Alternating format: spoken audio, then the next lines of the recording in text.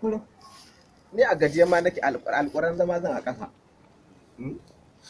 A kullum mutum ya ji ya ɗebo rana ga yunwa tana damun mutane. Yanzu ka duba ka gani nan kwanakin baya nan ya kashe matarsa aka ba ta mai ɗumame ba. Yanzu saboda Allah da rayuwar ga sace-sace haihuwa menene wannan ne? Ya kamata dai a duba dai wannan al'amuran gaskiya fi sabilillahi. Yanzu ba ka da koko ban ma ana nan ana bibiyar ka.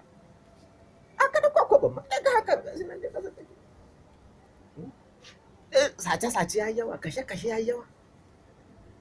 Munan kasan mu ce dole ne mu faɗi albarkacin bakin mu. Alƙur'an ya kamata dai mu ci gaba da addu'a Allah sassauta mana.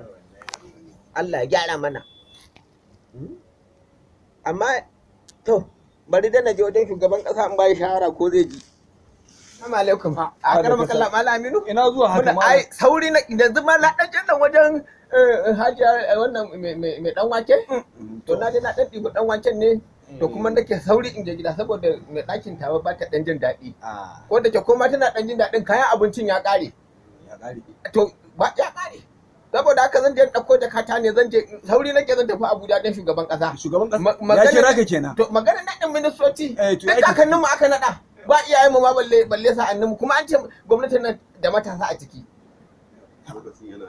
Amma ana ji baba ya ce a ƙara haƙuri a ƙara haƙuri a ƙara haƙuri ba a ga ƙaho ba ma san ma za a gani. Ba a ga ƙaho ba san ma za a gani. Ai san ma ya ce za a gani. To kuma yanzu san idan aka kawo mana mai tunkuyi ba.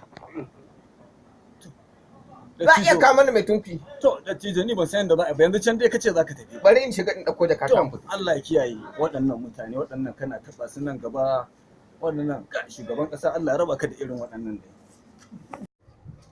Hakurin yanzu ka duba ai za mu samu kyakkyawan kindirmo. Kuma an yi maganar rigar su na can ɗaya ɓangaren daga yin magana kuma an yi buras da abin. Ya dai kamata a gyara yanzu gaba ɗaya rabin matasan Najeriya da sun rame. Saboda Allah. Salamu alaikum. Wa alaikum assalam. Muna lafiya? Lafiya. Ya kokari. Alhamdulillah. La mai alam. Daga ina kake? Na je garin Abuja ne. Wani na je ina son kai shugaban kasa ne saboda mu muna kaunarsa gaskiya. Mutumin mu ne sosai muna yi. To kuma an ce wai su manyan ma wai su in sun je ba a ba su dama ya balle mu. Yanzu ka gani nan tafiyar kafa ne na sha tafiya. Da yake ni Allah ya bani baiwa ta tafiya. Idan ina tafiya da kasan tiraka haka nake. To na je kuma ina son dan tattauna kuma an ce a'a wai da sai dai na dawo. To sai ya Yanzu ka duba ka gani nan ba koshi ake. Ba koshi ake. Gaskiya. Ya kamata dai a gyara. Idan mutanen Najeriya suka ce suka koshi to za a dan rage korafe-korafe. ba mutanen Najeriya za ka ce ba talakawan Najeriya in suka ci suka koshi. To ai shi ne da al'ummar Najeriya. Su kasan su ba su san yunwa ba. Wai Allah haɗa ka da shugaban ƙasa kuwa. Kai bari in ma mai gaba ɗaya haihuwa da hanji. Sanatoci da 'yan majalisu gaba ɗaya ba su san ana yin wani har gwamnoni mu muka san ana yin wa ya kamata dai a sassauta kayan abinci kurin yan wato Gaskiya shawara ta bari na shiga daga ciki ko ta gama dumame dan na sha tafiyar kafa barka da zuwa. Barka da zuwa. Sannu baba.